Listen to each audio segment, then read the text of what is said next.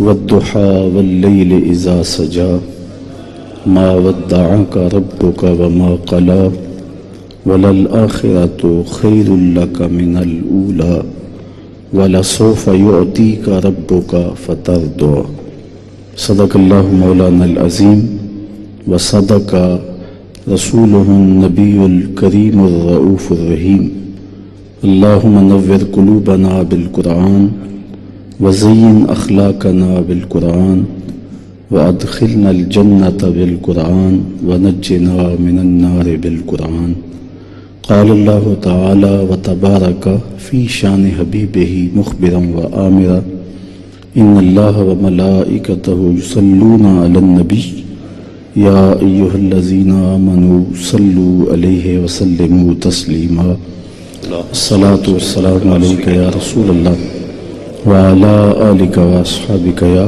نبی الرحمہ۔ تمام حمد و ثنا، تعریف و توصیف اللہ جل مجدہ الکریم کی ذات بابرکات کے لیے جو خالق کائنات بھی ہے اور مالک شاشہات بھی۔ اللہ جل وعلا کی حمد و ثنا کے بعد رسول رحمت، شفیع معظم، نبی محتشم، اللہ کے پیارے، امت کے سہارے، رب کے محبوب، دانائے غیوب، مالک رقاب امم، فخر عرب و عجم، والی کون و مکان، سیاہ لا مکان، سید انس و جاں، سرور لالا رخاں، نیر تاباں، سر نشین مہوشاں، ماہ خوباں، شہنشاہ حسینہ، تتمہ دوراں، سر خیل زہرہ جمالاں، جلوائے صبح ازل، نور ذات لم یزل، باعث تکوین عالم، فخر آدم و بنی آدم، نیر بطحا، رازدار ما اوحا، شاہد ما طغا، صاحب علم نشرہ، معصوم آمنہ احمد مجتبی، حضرت محمد مصطفیٰ صلی اللہ علیہ وسلم کے حضور ناز میں اپنی عقیدتوں، ارادتوں اور محبتوں کا خراج پیش کرنے کے بعد عالی مرتبت محتشم سامعین، ناظرین، ناظرات، السلام علیکم ورحمۃ اللہ وبرکاتہ۔ صدیاں قبل حضور اس دنیا پہ جلوہ گر ہوئے تھے، لیکن ماحول کی تازگی بتاتی ہے جیسے کوئی کل ہی گزر کے گیا ہو۔ زمین سے آسماں تک، آسماں سے لا مکان تک ہے، کہاں کھولے تھے گیسو یار نے، خوشبو کہاں تک ہے۔ واہ سبحان اللہ۔ اتنا تذکرہ ہم نے کسی کا ہوتے نہیں دیکھا جتنا میرے حضور کا ہو رہا ہے۔ گھر گھر چراغاں حضور کے نام کا ہے، گلی گلی حضور کی محبتوں کے ترانے پڑے جا رہے ہیں، عقیدتوں اور محبتوں کے جذبات ہیں کہ دیدنی ہیں۔ میرے امام نے کہا تھا، عرش پہ تازہ چھیڑ چھاڑ، فرش پہ طرفہ دھوم دھام، کان جدھر لگائیے تیری ہی داستان ہے۔ اللہ کا شکر ہے کہ آج ہمیں وہ خاص شب نور میسر آئی جس شب کے جرمٹ میں ابدی سعادتوں کا نور چمکا تھا، اور ہمیں یہ گھڑیاں، یہ مقدس ساعتیں اور یہ ہمایوں لمحے نصیب ہو رہے ہیں۔ لوگ کہتے ہیں تم دیوانے لوگ ہو، حضور صدیاں قبل ایک رات میں تشریف لائے، مانا اس رات میں برکتیں آئیں، اس رات میں نور اترا، انوار چھلک رہے تھے، ماحول میں عطر پھیل گیا، مان لیا، لیکن تم ہر سال اسی رات کو جشن کی صورت میں مناتے ہو، حضور ہر سال تو نہیں آتے۔ تو میں اس کے جواب میں کہا کرتا ہوں، قرآن کے دامن میں موجود ہے کہ صدیوں قبل ایک رات کے دامن میں قرآن اترا تھا، لیکن سال کے بعد جب وہ رات پلٹ کے آتی ہے، طلوع فجر تک رحمتیں اترتی ہیں۔ قرآن تو ہر سال نہیں اترتا، لیکن رحمتیں ہر سال اترتی ہیں۔ حضور ہر سال نہیں آتے، لیکن رحمتوں کو اترنے کی عادت تو ہو گئی ہے نا۔ تو جب وہ گھڑیاں، وہ ساعتیں، وہ لمحے آتے ہیں تو چھم چھم رحمتوں کی برسات ہوتی ہے۔ اور ہم اس رات کے جھرمٹ میں جھولیاں پھیلا کے عرض کرتے ہیں، چمک تجھ سے پاتے ہیں سب پانے والے، میرا دل بھی چمکا دے چمکانے والے۔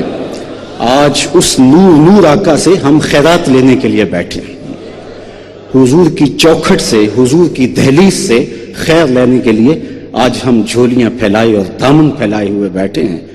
اور میرا تیقن ہے، میرا یقین ہے کہ آج کوئی بھی محروم نہیں پلٹے گا، انشاءاللہ۔ چونکہ یہ وہ در ہے کہ جہاں لا نہیں ہے، نوازتے ہیں پھر دیتے ہی چلے جاتے ہیں۔ تو حضور علیہ السلام کے ذکر کے لیے، حضور کی یاد کے لیے آج ہمارا بیٹھنا اللہ اپنی بارگاہ میں مستجاب کرے۔ دوسری بات یہ کہ حضور کا ذکر اہل ایمان کو تسکین دیتا ہے۔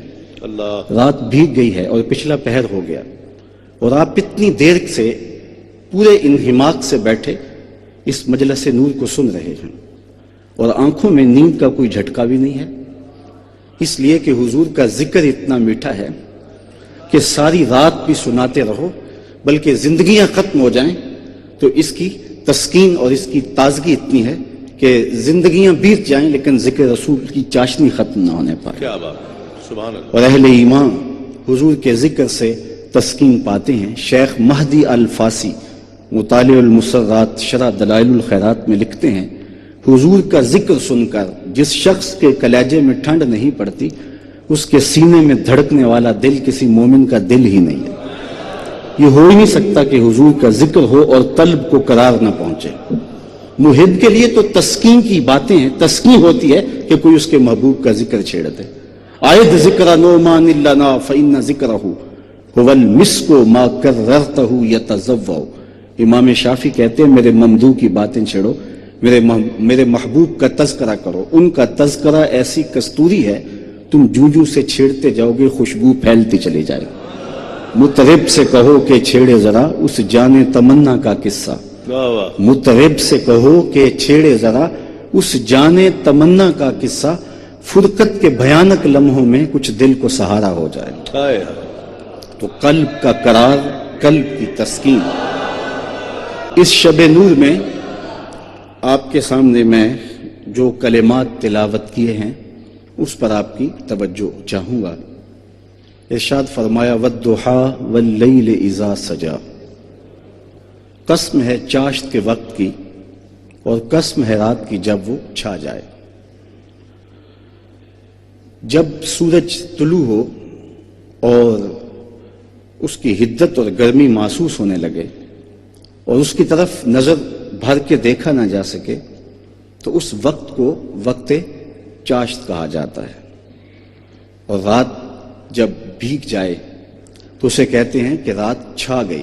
واللیل اذا سجا، تو اللہ تعالیٰ جل شانہ نے یہاں دہا کی قسم کی اور لیل کی قسم کی۔ اس پر مفسرین نے کئی قول کیے ہیں، میں صرف 4 اقوال پر مختصر گفتگو آپ کے سامنے رکھنا چاہوں گا۔ دہا سے مراد کیا ہے، لیل سے مراد کیا ہے؟ حضرت امام جعفر صادق رضی اللہ تعالی عنہ فرماتے ہیں کہ دہا سے مراد میلاد کا دن ہے اور لیل سے مراد معراج کی شب ہے۔ سبحان اللہ۔ کہا تیرے آنے کے بھی قسم، تیرے جانے کے بھی قسم۔ تو اللہ نے اپنے محبوب علیہ السلام کی آمد کا بھی ذکر کیا اور محبوب علیہ السلام کا سج کے دولہا بن کے عرش پہ جانے کا بھی تذکرہ کیا۔ محبوب آیا تو سونا لگتا تھا، محبوب گیا تو سونا لگتا تھا۔ کیا بات۔ دوسرا قول، دہا سے مراد حضور کا نور علم ہے جس سے کچھ پوشیدہ نہیں ہے، کائنات کی ہر شے محبوب کی نگاہوں میں ہے۔ اللہ نے محبوب کو وہ نگاہ دوربین عطا کی ہے۔ اقبال کہتا ہے فروغت صبح آثار و دہور، چشم تو بھی نیندائے ما فی الصدور، تیری نظر تو سینوں کے چھپے راز بھی جانتی ہے۔ سبحان اللہ۔ مجلس رسول لگی ہے، ہجوم عاشقاں ہے۔ ایک صحابی جن کا نام وابصہ بن معبد رضی اللہ تعالی عنہ ہے، وہ آئے اور بیٹھ گئے۔ آداب مجلس بھی یہی ہیں کہ جہاں جگہ ملے وہاں بیٹھ جاؤ، لوگوں کی گردنیں پھلانگ کر کے آگے آنے سے روکا گیا۔ ہاں صدر مجلس کسی حکمت کے تحت کسی کو آگے بلانا چاہے تو یہ اس کو اجازت ہوتی ہے، اور جہاں میرے حضور ہوں وہاں صدر مجلس کوئی اور تو نہیں ہو سکتا۔ تو حضور علیہ السلام تشریف فرما تھے، حضرت وابسہ آئے اور بیٹھ گئے۔ حضور فرمایا ادنو یا وابسہ، وابسہ دور بیٹھے ہو نیڑے آ جاؤ، اٹھے اور قریب ہو گئے۔ فرمایا اور نیڑے آ جاؤ، حضرت وابسہ اور قریب ہو گئے۔ پھر فرمایا وابسہ اور قریب آ جاؤ۔ حضرت وابسہ کہتے ہیں میں اپنے مقدر پہ قربان جاؤں، میں اتنا نیڑے ہوا کہ میرے گھٹنے حضور کے گھٹنوں سے چھونے لگے۔ جب اتنا قریب ہو گیا تو حضور نے ارشاد فرمایا وابسہ کوئی سوال پوچھنے آئے ہو؟ میں نے کہا جی حضور میں سوال پوچھنے آیا ہوں۔ کہا جو پوچھنے آئے ہو پوچھو گے یا میں بتاؤں کیا پوچھنے آئے ہو؟ ڈٹھے ورق قرآن دے پھول سارے، تیری شان جیا نہیں کوئی ہور ڈٹھا، تیری شان دا کرے مقابلہ جڑا ان عاشقاں اصلی چور ڈٹھا۔ کوئی نور آکھے کوئی بشر آکھے، پیندا رات دنے ایہو شور ڈٹھا، اللہ والیاں گل مکا دیتی تساں ہور ڈٹھا اساں ہور ڈٹھا۔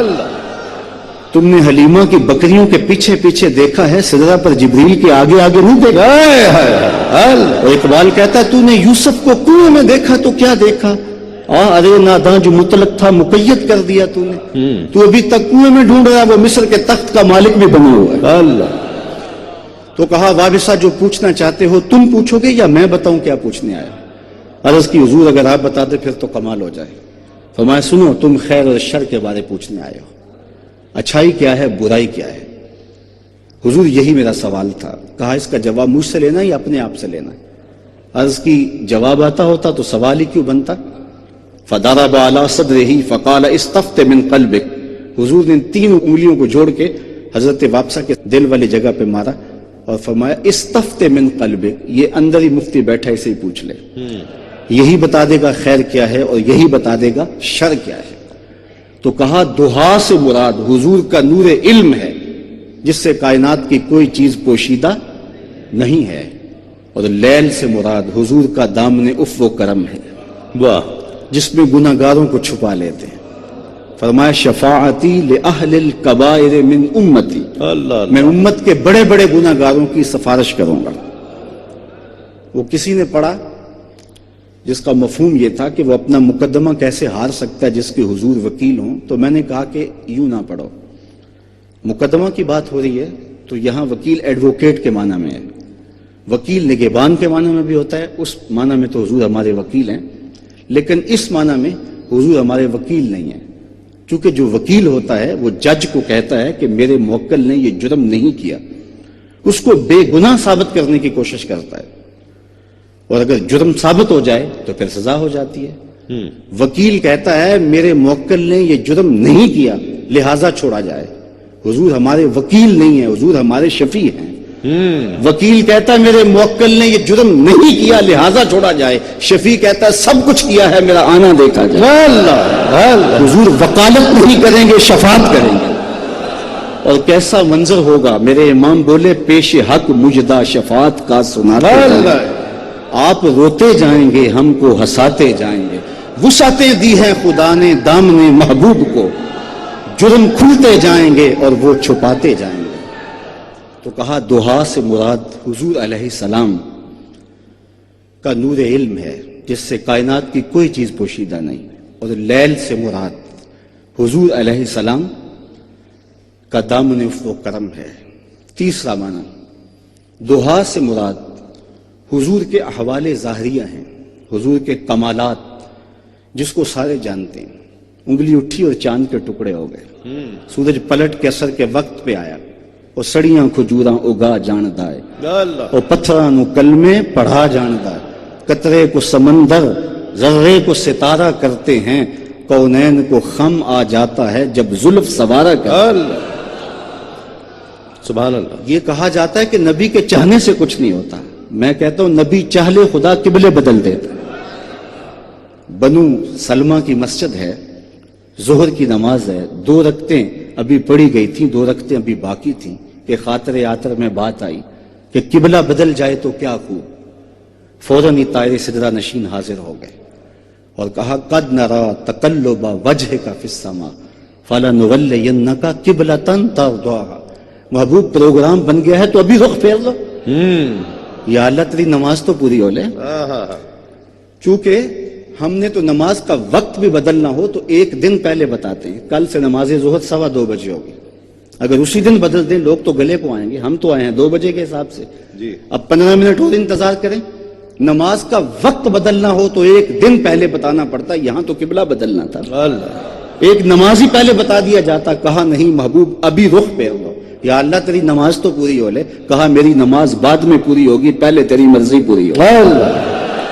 می وریا کستوریاں دا جدوں یار نچوڑیاں زلفاں، می وریا کستوریاں دا جدوں یار نچوڑیاں زلفاں، قبلہ اودے بنیا سائم جدے یار نے موڑیاں زلفاں، سبحان وہ تو رخ پھیر دے خدا قبلے بدل دے۔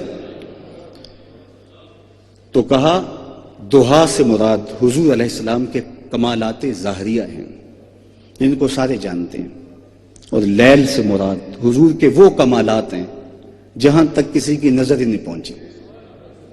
سب سے زیادہ قربت حضرت سیدنا صدیق اکبر رضی اللہ تعالیٰ عنہ کو حاصل تھی، لیکن ان سے بھی کہہ دیا یا ابا بکر لم یعرفنی غیر ربی، سفر و حضرت میں میرے ساتھ رہتے ہو، قربت کے مزے لوٹتے ہو، سن لو میری حقیقت کو میرے رب کے علاوہ کوئی نہیں جانتا، کوئی حد ہے ان کے عروج کی، بلغ العلاب کمالے، اور میرے امام بولے خرد سے کہہ دو کہ سر جھکا لے، ہائے ہائے ہائے خرد سے کہہ دو کہ سر جھکا لے، گماں سے گزرے گزرنے والے، یہاں خود پڑے ہیں جہت کو لالے، کوئی کیا بتائے کدھر گئے تھے، سراغ عین و متا کہاں تھا، نشان کیف و الہ کہاں تھا، نہ کوئی ساتھی نہ کوئی راہی، نہ سنگ منزل نہ مرحلے تھے، کمان امکان کے جھوٹے نکتوں تم اول آخر کے پھیر میں ہو، محیط کی چال سے پوچھو کدھر سے آئے کدھر گئے تھے، کوئی حد ہے ان کے عروج کی، سبحان اللہ۔ بلغ العلاب کمالے۔ ہمارے درس نظامی میں داخل نصاب کتاب ہے النبراس کی شرح، النبراس، اور تمام مکاتب فکر کے مدارس میں شرح قائد نصفیہ پڑھائی جاتی ہے، یہ اس کی تشریح ہے۔ علامہ عبدالعزیز پرہاروی علیہ رحمہ کی مصنفہ ہے، فرماتے ہیں اس میں درج کرتے ہیں کہ حضرت ابو الحسن رفاعی ایک بزرگ ہیں، کہتے ہیں ایک دن میں نے روحانی طور پہ پرواز کی، اور اس میں کوئی اختلاف نہیں ہے، انسان کی روح پرواز کر سکتی ہے، حتیٰ صعدت فی الفوقانیات، یہاں تک کہ میں بہت اونچا چلا گیا، 7 لاکھ عرش عبور کر گیا، عرش ایک نہیں عرش بہت ہیں، اس عالم امکان اور عالم وجود کے درمیان عرش عالم برزخ ہے، جب اللہ تعالیٰ اس دنیا پہ کوئی تجلی ڈالتا ہے تو پہلے عرش پہ ڈالتا ہے، اگر ڈائریکٹ آ جائے تو کوئی تاب ہی نہ لا سکے، تو ایک عرش نہیں 7 لاکھ عرش عبور کر گیا۔ آواز آئی ابو الحسن رفاعی کدھر آ رہے ہو؟ تو کہتے ہیں میں نے عرض کی مالک معراج کی شب جس عرش پہ محبوب کے قدم آئے تھے میں اس عرش کی تلاش میں نکلا ہوں، نہ سفر بشرط معال ہے نہ طلب بقید سوال ہے، فقط ایک سیری ذوق کو میں بھٹک رہا ہوں کہاں کہاں، میرے دل کی یہ خلوتیں کئی بار سج کے اجڑ گئیں، مجھے بارہا یہ گماں ہوا تم آ رہے ہو کشاں کشاں، واہ کہا میں تو اس عرش کی تلاش میں ہوں۔ آواز آئی ارجع لا وصول لکا، ابو الحسن رفاعی پلٹ جاؤ، تم کروڑوں سال بھی پرواز کرو، جس عرش کی چھاتی پہ محبوب کے قدم آئے وہاں تمہارا خیال بھی نہیں پہنچ سکتا، جس کے قدم اتنے اونچے ہیں اس کا سر کتنا اونچا ہے، کوئی حد ہے ان کے عروج کی، بلغ العلاب کمالہ۔ تو کہا دہا سے مراد حضور علیہ السلام کہ وہ کمالات ہیں جو ظاہر ہیں، چٹے دن کی طرح روشن ہیں، اور لیل سے مراد وہ کمالات ہیں جہاں آج تک کسی کی نظر ہی نہیں پہنچ پائی۔ چوتھا معنی شیخ عبدالعزیز محدث دہلوی فرماتے ہیں کہ دہا سے مراد چاشت کی طرح حضور کا چمکتا ہوا چہرہ ہے، اور لیل سے مراد شب دیجور کی طرح حضور کے شانوں پہ لٹکتی ہوئی زلفیں ہیں۔ تو کہا محبوب تیرے چہرہ نور کی قسم، تیری زلف عنبری کی قسم، اللہ اکبر۔ مجھے پھر اپنے امام یاد آئے، اعلیٰ حضرت بولے جس کا حسن اللہ کو بھی بھا گیا، تخیل دیکھیے، جس کا حسن اللہ کو بھی بھا گیا، ایسے پیارے سے محبت کیجئے۔ واہ سبحان محبوب وہ ہیں جو خدا کے بھی محبوب ہیں، اپنا معیار زمانے سے جدا رکھتے ہیں، ہم تو محبوب بھی محبوب خدا رکھتے ہیں۔ کیا بات، ہمارا محبوب گلیوں میں گھومنے والا کوئی شخص نہیں ہے، یہ رت جگہ ہم کسی دنیا دار کے لیے نہیں کاٹ رہے، ہمارا محبوب وہ ہے جو خدا کا بھی محبوب ہے. کیا بات. یہ معیار ہے. حضرت ابو ہریرہ رضی اللہ تعالیٰ عنہ اس جمال جہاں آرا کے وصف کو بیان کرتے ہوئے کہتے ہیں کل قمر لیلۃ البدر لم ارا قبلہ ولا بعدہ مثلہ. کیا پوچھتے ہو، 14ویں رات کا چمکتا ہوا چاند تھا حضور کا چہرہ. پھر کہتے ہیں نہیں حضور جیسا نہ پہلے دیکھا نہ بعد میں دیکھا. حضرت حسان بن ثابت پاس کھڑے تھے. کہا دیکھتے کیسے، کسی ماں نے جنم دیا ہوتا تو دیکھتے. خدا نے وہ سچائی پن چھڑیا جدے وچ محمد نو ٹالیا سی. خدا نے حسینہ جمیلاں دا منہ موڑ دیتا، محمد بنا کے قلم توڑ دیتا. چہرے کا حسن تو چہرے کا حسن رہا. حضرت میمونہ بنت کردم رضی اللہ تعالیٰ عنہ فرماتی ہیں کہ حج کا موقع تھا اور میں اپنے والد گرامی کے ساتھ حضور علیہ السلام کی بارگاہ میں حاضر ہوئی. تو حضور ناکا پہ سوار تھے، اونٹنی پہ سوار تھے. تو میرے باپ نے حضور علیہ السلام سے کوئی مسئلہ پوچھا اور میری ہمت نہیں پڑ رہی تھی کہ حضور کے چہرے کو دیکھوں. تو میں حضور کے چہرے کو تو نہ دیکھ پائی، لیکن حضور علیہ السلام کی مبارک انگلیاں، پاؤں کی جو انگلیاں تھیں، میں نے ان کو دیکھا. فرماتے ہیں فما نسیتو فیما نسیتو طول اسوا. کہتے ہیں آج تک حضور کی انگلی کا وہ حسن ہی نگاہوں سے ہٹتا نہیں ہے. یار جس کے قدم اتنے سونے ہیں اس کا چہرہ کتنا سونا ہوگا. قدموں میں جبیں کو رہنے دو، چہرے کا تصور مشکل ہے. کیا بات. قدموں پہ جبیں کو رہنے دو، چہرے کا تصور مشکل ہے. جب چاند سے بڑھ کر ایڑی ہے رخسار کا عالم کیا ہوگا. کیا بات. کل قمر لیلۃ البدر لم ارا قبلہ ولا بعدہ مثلہ. روایت کرتے ہیں حضرت جابر بن سمرہ رضی اللہ تعالیٰ عنہ کہتے ہیں لیلۃ الادھیان تھی، 14ویں رات کا چاند چمک رہا تھا اور پوری آب و تاب کے ساتھ دمک رہا تھا اور حضور لال دھاری دار چادر اوڑے جلوہ فراز تھے. میں کبھی حضور کو دیکھوں کبھی چاند کو دیکھوں. فائزہ ہوا احسن عندی من القمر. پھر میں نے فیصلہ کیا چاند نہیں میرے حضور ہی سونے ہیں. اللہ اکبر. امام زرقانی نے حضور کے جمال پر ایک کتنا خوبصورت واقعہ لکھا ہے کہ آج کی اس شب نور میں وہ واقعہ آپ کے سامنے رکھ کر کے حضور علیہ السلام کے حسن کی جانب اور حضور کی محبت کی جانب اپنا اور آپ کا سفر جو ہے اس کو تیز تر کرنے کے لیے کوشاں ہوں. حضور نبی رحمت ایک دن سیر کرتے ہوئے باہر کسی جگہ تشریف لے گئے مدینے سے کچھ فاصلے پر. تو وہاں ایک قافلے نے پڑاؤ کیا ہوا تھا. آقا کریم علیہ السلام نے ان کے اونٹ دیکھے تو سرخ رنگ کا ایک اونٹ حضور کو پسند آ گیا. جن لوگوں کو اس بات سے آگہی ہے کہ عرب سرخ رنگ کے اونٹ کو کتنی اہمیت دیتے ہیں تو وہ اس بات کو زیادہ بخوبی سمجھ سکتے ہیں. حضور نے ان سے کہا کہ یہ اونٹ بیچتے ہو؟ انہوں نے بیچنا تھا یا نہیں بیچنا تھا. حضور نے پوچھا تو کہا جی بیچتے ہیں.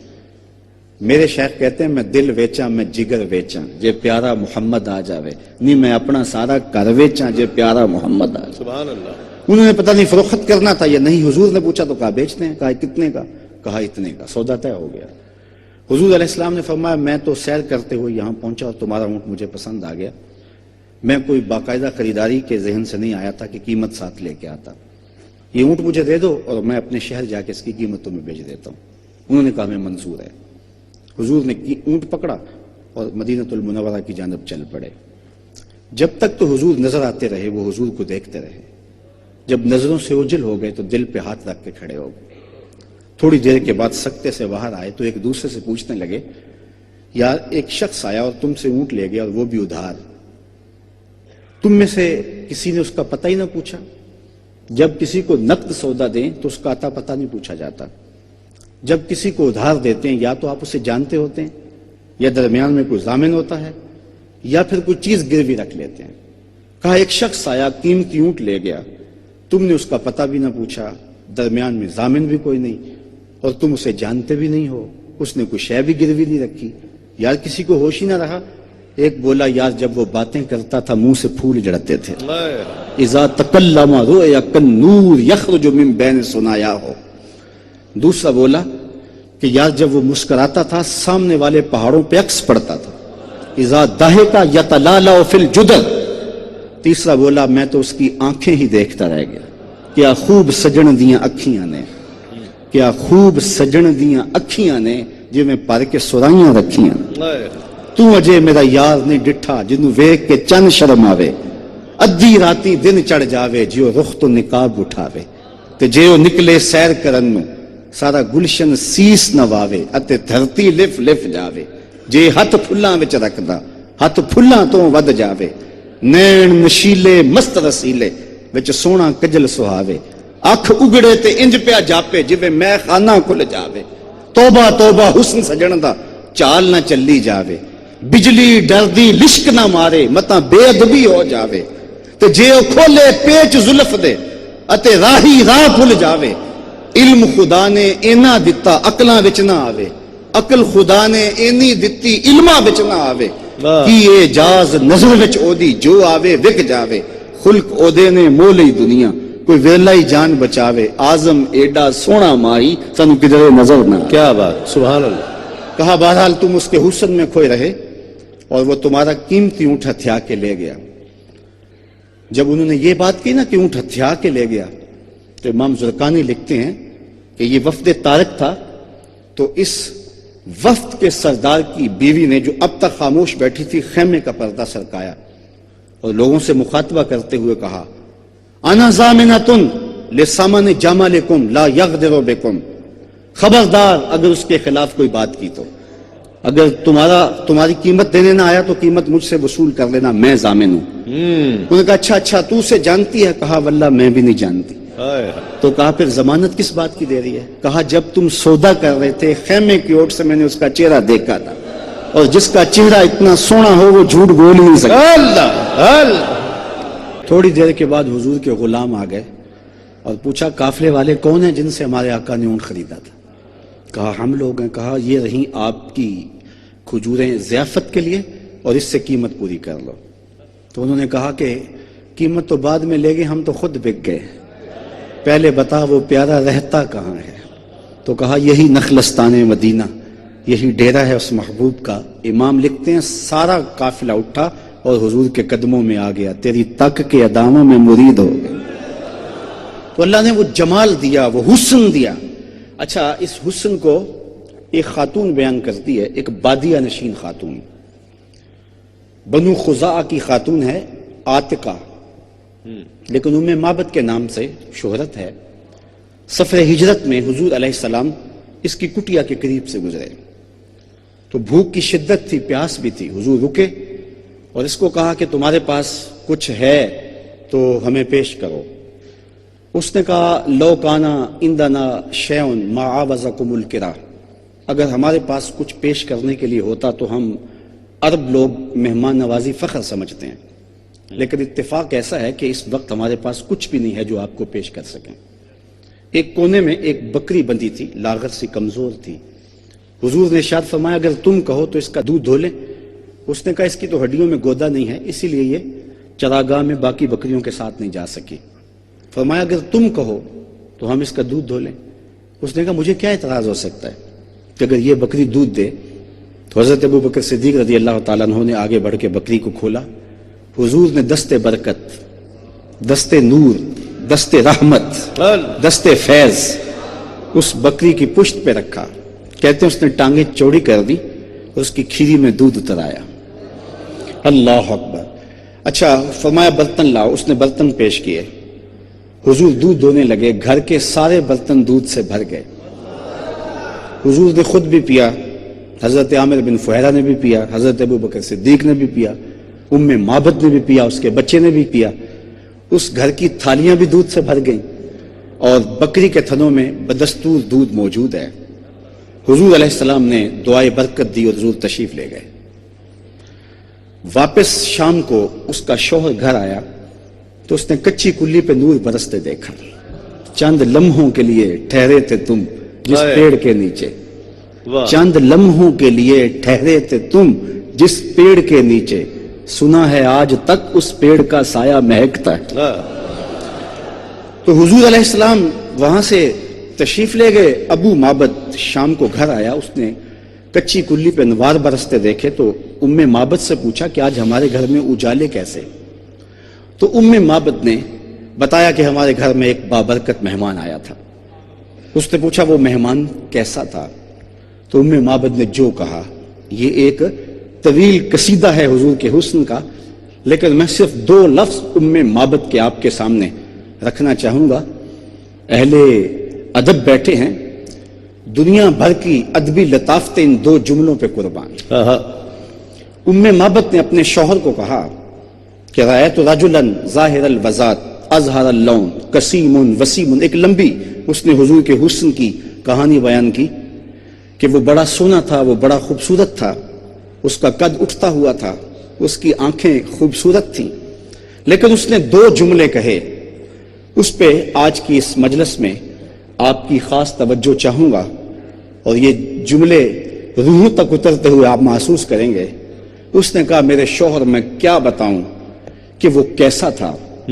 اس نے کہا کہ ابہ الناس اجملہ من بعید واحسنہ من قریب.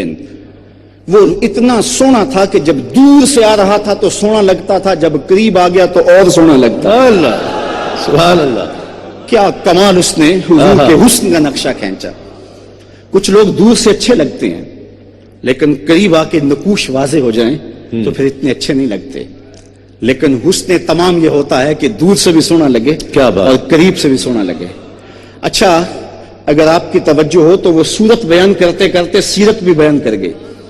کچھ دور سے بھلے لگتے ہیں، لیکن قریب ہو کے دیکھو تو اچھے نہیں ہوتے. کاروبار کر کے دیکھو، رشتہ داری کر کے دیکھ لو، اس کے لہجے میں یوں تو برف تھی، لیکن جو چھو کے دیکھا تو ہاتھ جل گئے.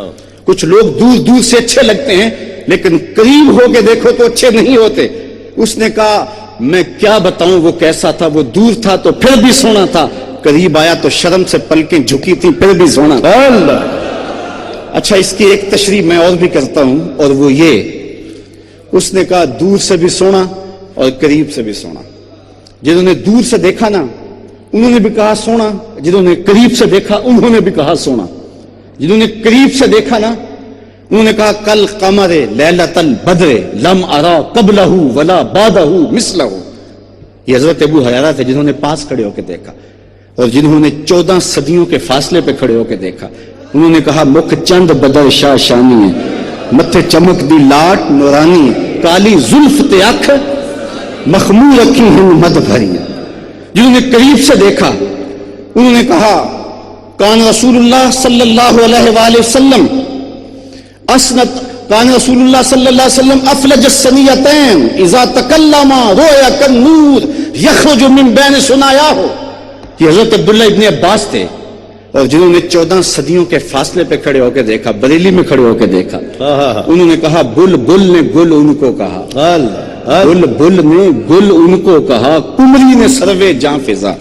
حیرت نے جھنجھلا کر کہا یہ بھی نہیں وہ بھی نہیں. خورشید تھا کس زور پر، کیا بھڑ کے چمکا تھا قمر. بے پردہ جب وہ رخ ہوا یہ بھی نہیں وہ بھی نہیں. تو کہا دور سے بھی سونا تھا، قریب سے بھی سونا تھا. اچھا، مابد کو حضور کا نام پوچھنا یاد نہیں رہا تھا. اس نے اپنے طور پہ نام رکھ لیا مبارک. اس نے کہا ہمارے گھر میں مبارک آیا تھا اور اتنا حسین تھا، اتنا خوبصورت تھا. اچھا، مابد تذکرہ سنا رہی ہے حضور کا تو ساتھ بچہ بھی بولتا ہے امی یہ بھی تو بتاؤ اس نے بکری کی پشت پہ ہاتھ کیسے رکھا تھا. اللہ اکبر. اچھا، ہوتا یہ ہے ابو مابد کہتا ہے کہ تم نے میرے سے زیادتی کی، تم نے مجھے بھی بلا لیا ہوتا، مبارک کی زیارت میں بھی کر لیتا. اب میں بکریاں لے کے دور نہ جایا کروں گا، جب کبھی دوبارہ مبارک آئے تو مجھے بھی بلا لینا. اچھا، شام کو ابو مابد جب بکریاں لے کر کے آتا ہے تو مابد کھانا دینے آتی ہے تو ابو مابد کہتا ہے کھانا بعد میں کھائیں گے، پہلے مبارک کی باتیں سناؤ. کیا بات. روزانہ شام کو ان کے گھر میں مبارک کی باتیں ہوتی ہیں. اگر میں سادہ لہجے میں کہوں، محبت کے لہجے میں کہوں، سنی لہجے میں کہہ دوں تو روزانہ شام کو ان کے گھر میں محفل میلاد ہوتا ہے. اللہ حضور کے حسن کا تذکرہ ہوتا ہے. وہ کہتا ہے باتیں بعد میں کریں گے، پہلے مابد کی باتیں سناؤ. اور کبھی بچہ بھی بولتا ہے. اب ابو مابد کو بڑا انتظار تھا کہ کبھی مبارک دوبارہ پلٹ کے آئے، ان راہوں سے گزرے اور اس کچی کلی کو، اس کلبہ ہزاں کو پھر اپنے قدوم میمنت لزوم سے شرف دے. وقت گزرتا گیا. مابد ایک دن سودا سلف لینے قریبی بازار میں گئی، سودا نہ ملا تو مدینہ تو رسول چلے گئے، اور ساتھ بچہ بھی تھا۔ حضرت ابوبکر صدیق رضی اللہ تعالی عنہ بازار سے گزر رہے تھے، اس بچے نے دیکھ لیا۔ اب اس بچے کے جو لفظ ہیں اس سے اس کی جذباتیت کا اندازہ لگائیں۔ جب اس نے حضرت ابوبکر صدیق کو دیکھا، یہ تو اس دن سے تک رہے تھے، راہیں دیکھ رہے تھے کہ وہ مبارک کدھر گیا اور واپس پلٹ کے نہیں آیا۔ جب اچانک حضرت ابوبکر کو دیکھا نا تو ماں کو پکار کے نا، یا امّا ھذا الرجل الذی کان مع المبارک، امی یہ وہی ہے جو اس دن مبارک کے ساتھ تھا۔ اللہ، اور مابد نے دیکھا تو دوڑ کے حضرت ابوبکر صدیق کے پاس چلی گئی، کہا مبارک کہاں ہے؟ حضرت ابوبکر صدیق کہنے لگے کون مبارک؟ چونکہ نام تو اس نے خود ہی رکھا تھا۔ کہا وہی جس نے بکری کی پشت پہ ہاتھ پھیرا تھا۔ تو حضرت ابوبکر فرمانے لگے آؤ تمہیں مبارک کے ڈیرے پہ لے چلو۔ کیا بات، حضور مسجد نبوی میں بیٹھے ہوئے تھے، اور یہ مسجد نبوی میں داخل ہوتے ہیں، اور حضور کا جب چہرہ نور سامنے آتا ہے تو بیٹا پھر پکارتا، امی وہ دیکھو مبارک بیٹھا ہوا ہے۔ کہتے ہیں حضور علیہ السلام کے قدموں میں بیٹھے جا کے ایمان کی دولت نصیب ہوئی۔ واپس جب پلٹے نا تو شام کو ابو مابد گھر آنے لگا، تو ماں کہتی ہے کہ تیرے باپ کو میں بتاؤں گی کہ ہم مبارک کو مل آئے، لیکن کہتے ہیں امی پہلے تو میں نے دیکھا تھا، میں بتاؤں گا ابو کو کہ ہم مبارک کا پتہ ڈھونڈ آئے ہیں۔ اور جب ابو مابد گھر پلٹا تو قبل اس سے کہ یہ دونوں بتاتے وہ خود ہی بول پڑا، آج کلی پھر مہک رہی ہے، اللہ، آج تمہارے چہرے پھر چمک رہے ہیں، تم نے مجھے بلایا کیوں نہیں؟ وہ مبارک پھر آیا تھا۔ کہا مبارک تو نہیں آیا، ہم مبارک کا ڈیرا دیکھ آئے۔ کہا کہاں رہتا ہے؟ کہا وہی جسے دنیا محمد کہتی ہے اسے ہم مبارک کہتے ہیں۔ کیا بات، یہ بکری اس خاندان کے پاس کب تک رہی؟ تاریخ خاموش ہے کہ کتنی دیر تک یہ بکری زندہ رہی۔ صرف تاریخ نے یہ بتایا ہے کہ عام الرمادہ تک یہ بکری زندہ تھی۔ یہ حضرت عمر رضی اللہ تعالیٰ عنہ کے زمانے میں ایک سال آیا جب قحط پڑا، اور اس وقت کہیں سے پانی کی دو بوند بھی میسر نہیں آتی تھی، تو عام الرمادہ میں کہیں سے کچھ نہیں ملتا تھا، لیکن مابد کے ڈیرے سے بکری کا دودھ مل جاتا تھا۔ کیا بات، تو مابد کی وہ بکری عام الرمادہ تک زندہ رہی اور برابر دودھ دیتی رہی، اس لیے کہ حضور کا دست نور اس بکری کی پشت پہ آیا تھا۔ اللہ اکبر۔ تو مابد نے دو لفظوں میں حضور علیہ السلام کے حسن کو بیان کیا، کہا میرے شوہر کیا بتاؤں، اب الناس اجملہ من بعید واحسنہ من قریب، وہ دور سے بھی سونا تھا اور قریب آیا تو اور زیادہ سونا تھا۔ اللہ اکبر۔ ایک دن حضور نے خود کالے رنگ کی چادر کی بکل ماری اور پھر ام المومنین سیدہ عائشہ رضی اللہ تعالیٰ عنہا سے کہا کیفا ترینی یا عائشہ، عائشہ بتاؤ کیسا لگ رہا ہوں۔ آج حسن بھی ناز میں آ گیا، ماشاءاللہ۔ کیفا ترینی یا عائشہ، عائشہ بتاؤ کیسا لگ رہا ہوں۔ پھر ام المومنین بھی تو پھر ام المومنین تھی، انہوں نے کہا حضور چادر کی سیاہی نے چہرے کی سفیدی کو نکھار دیا، چہرے کی سفیدی نے چادر کی سیاہی کو نکھار دیا۔ کیا بات، تو وہ جمال دیا، وہ حسن دیا۔ تو فرمایا دہا سے مراد حضور کا چہرہ ہے اور لیل سے مراد حضور کی زلفیں ہیں۔ اچھا، ہر شاعر کا مزاج ہوتا ہے کہ محبوب کی زلف کو شب کہا جائے۔ اعلی حضرت کا جی بھی چاہا کہ زلف محبوب کو شب کہوں، اللہ اکبر، لیکن پھر حوصلہ نہ پڑا، کہا شب نہیں کہتا، پھر شب قدر کہہ دیتا ہوں۔ ذرا اعلی حضرت کا تخیل دیکھیے، لیلۃ القدر میں مطلع الفجر حق، ماں کی استقامت پہ لاکھوں سلام۔ کیا بات، تو کہا محبوب چٹے دن کی طرح، چاشت کی طرح تیرے چمکتے ہوئے چہرے کی قسم، اور شب دیجور کی طرح تیرے شانوں پہ لٹکتی زلفوں کی قسم۔ کیا بات، اچھا، ایک توجہ طلب امر یہ بھی، دنیا پہ حسن ہوتے ہیں لیکن حسن انسانوں کو توڑتے ہیں۔ ایک کے دو چاہنے والے رقیب کہلاتے ہیں نا، کہ یہ میرا محبوب ہے، تم نے کیوں دیکھا؟ قتل و غارت کی نوبت آ پہنچتی ہے، چونکہ حسن اتنا تھوڑا ہے کہ صرف ایک کے ذوق کی تسکین کرتا ہے، دوسرا آیا نہیں تو لڑائی ہوئی نہیں، رقابت پیدا نہیں ہوئی۔